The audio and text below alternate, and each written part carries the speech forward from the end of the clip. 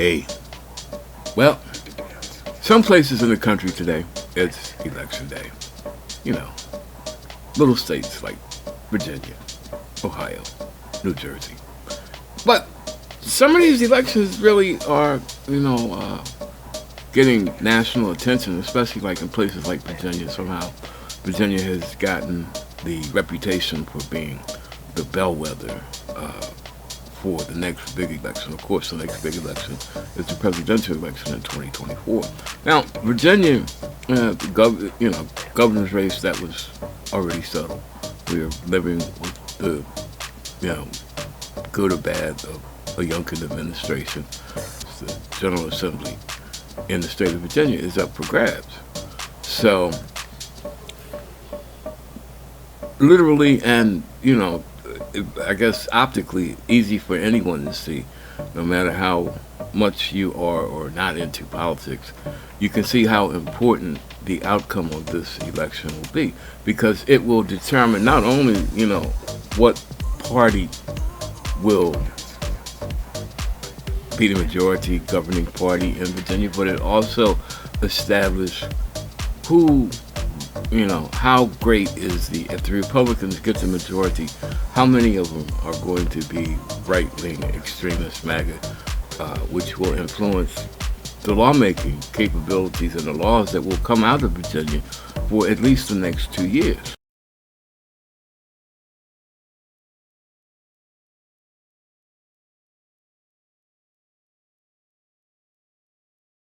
Every seat in the House of Representatives, the General Assembly in the state of Virginia, is up for grabs. So,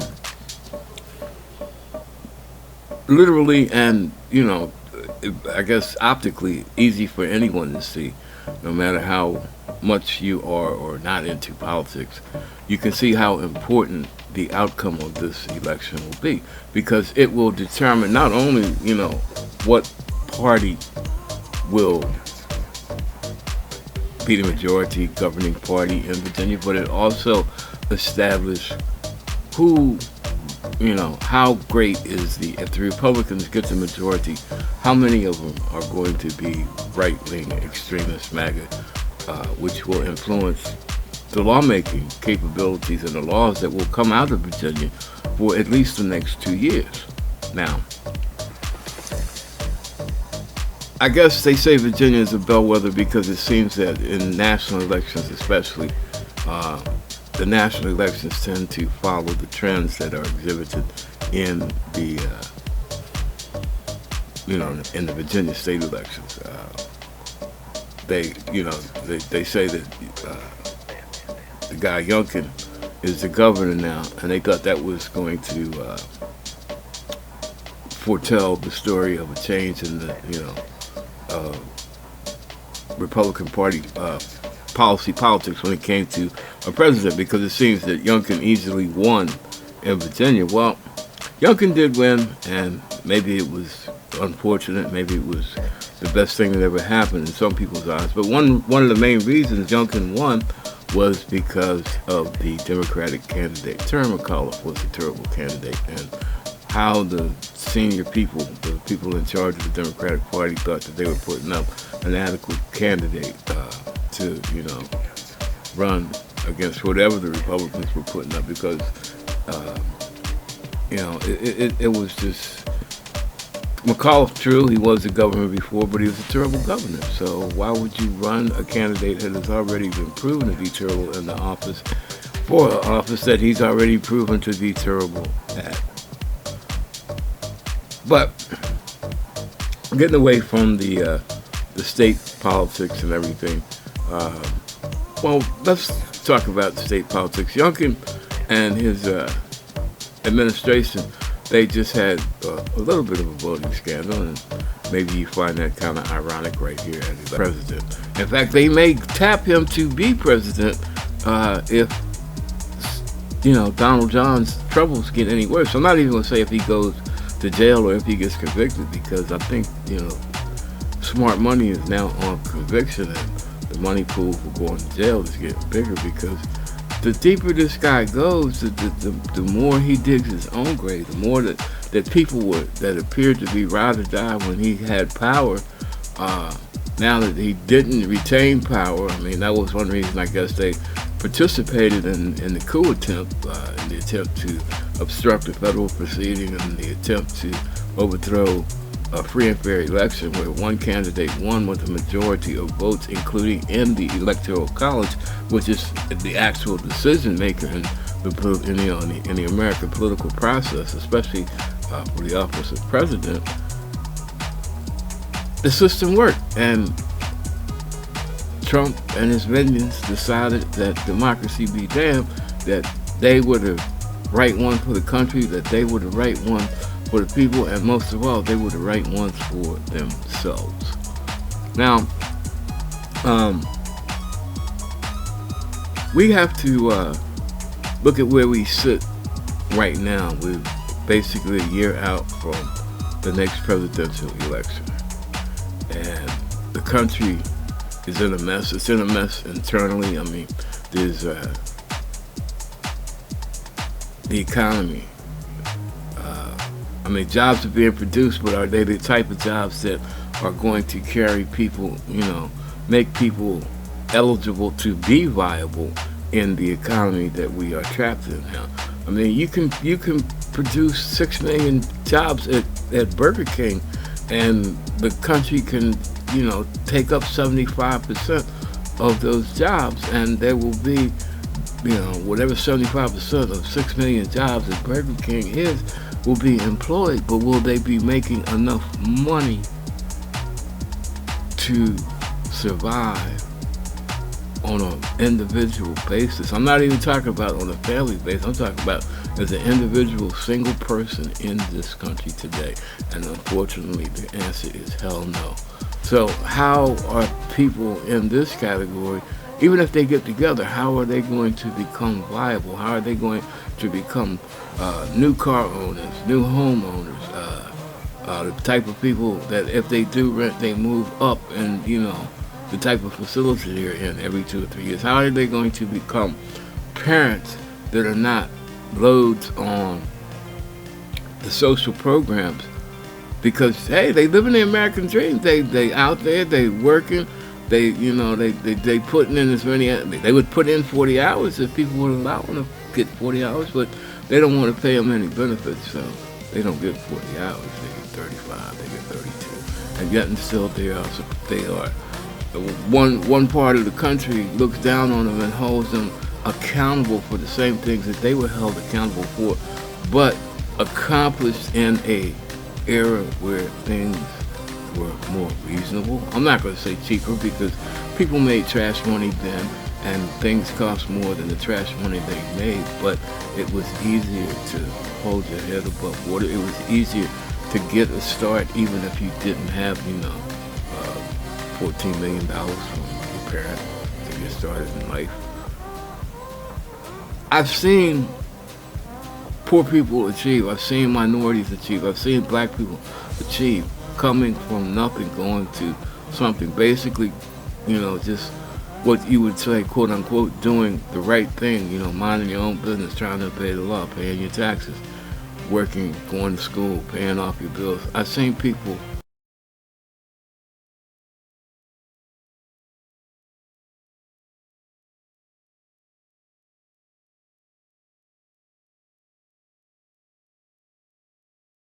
succeed at doing that.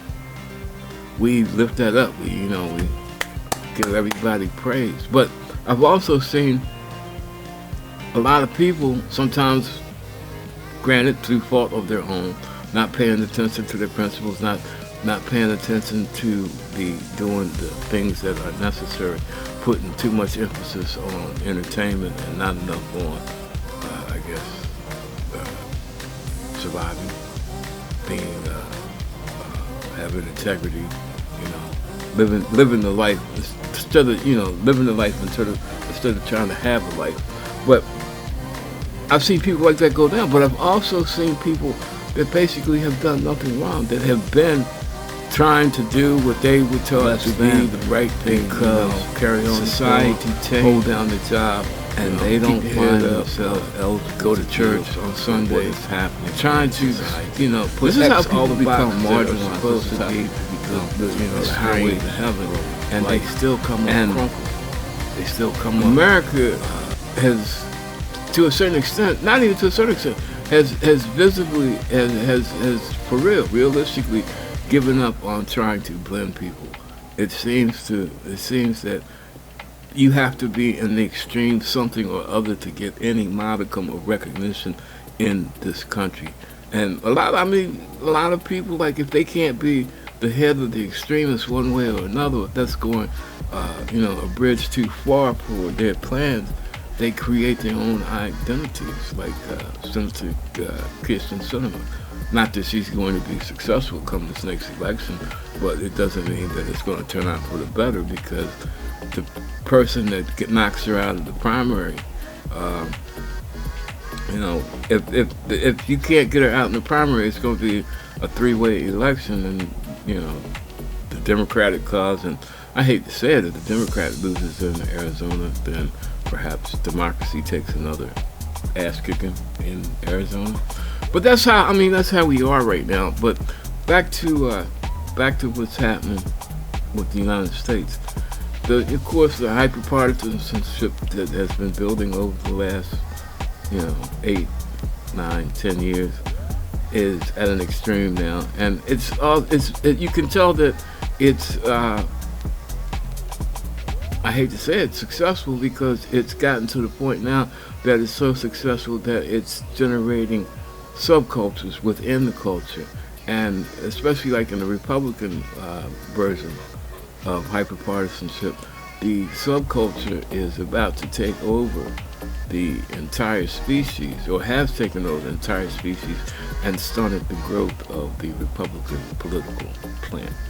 Republican Party doesn't know what to do with itself. It can't,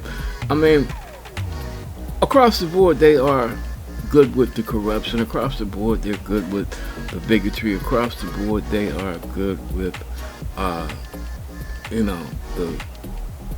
the king making, the queen making. That's how they operate. Across the board they are good with the rich being over the poor, and the rich gaining.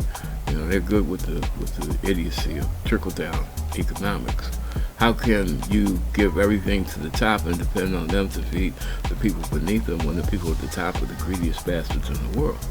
It makes no sense. But this thing with the fracture within the Republican Party is because now it's gotten to the point where Republicans were good with all of the bad stuff, but they were good with it doing it under a democratic form of government. In other words, we can cheat as long as we can vote for ourselves to do the cheating. Making ourselves in charge through a voting process is not a bad thing. It's just a smart thing, because we are the smartest people on the planet. In the words of a former president, I'm a very stable genius. But talking about that stable genius, that's not what he wants. That's not what his sycophants want.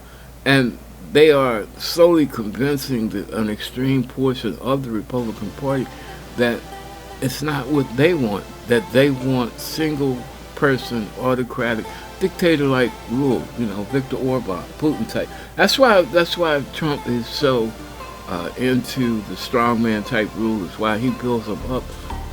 Even double down on them when they do atrocious type things. When Putin bombs the hell out of little towns in Ukraine, just because he can do it, just to be cool, just to demoralize the Ukrainian spirit.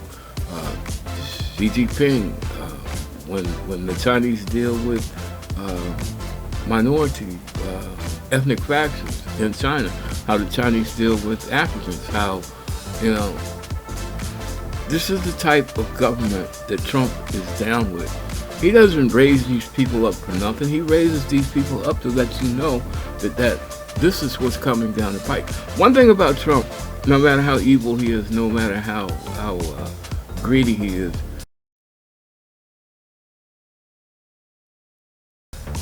This guy, good, bad, or indifferent, has always announced exactly what he's going to do before he does it.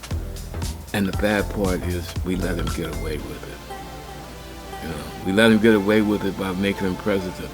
Then we let him get away with it by not speaking out against, when he was on his high horse, when it was him and when it was the Republican House, and when they had the Senate, when Mitch McConnell was the Grim Reaper. And then after it changed to a certain extent, we didn't push the point and I hate to say Democrats because everybody isn't a Democrat, even if you're independent. We as non-Republicans didn't push the point to get common sense things accomplished while we had the majority, a clear majority. The world is not the world, this country, America. It's a two-party system, but it doesn't mean that we have to tear ourselves apart for the standards of either party.